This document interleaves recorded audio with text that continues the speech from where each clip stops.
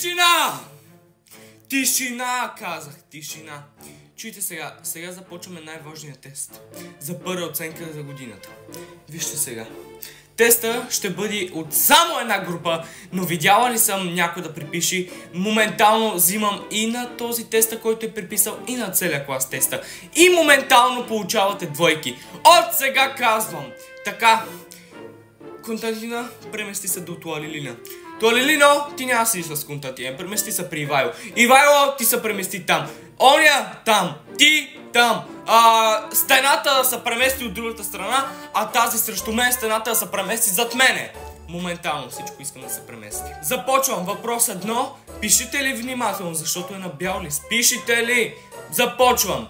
През Втората световна война.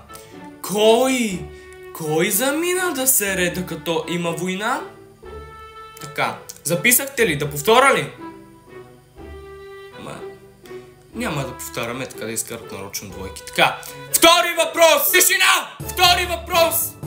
Искам сега да кажете какъв е бил видът на лайното на този човек, който се е изсрал.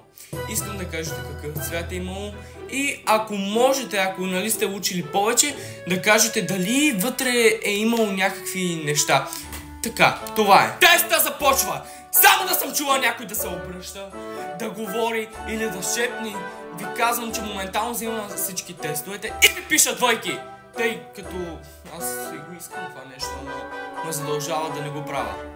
Айде, започвайте, дете ме гледате като някакви провалени.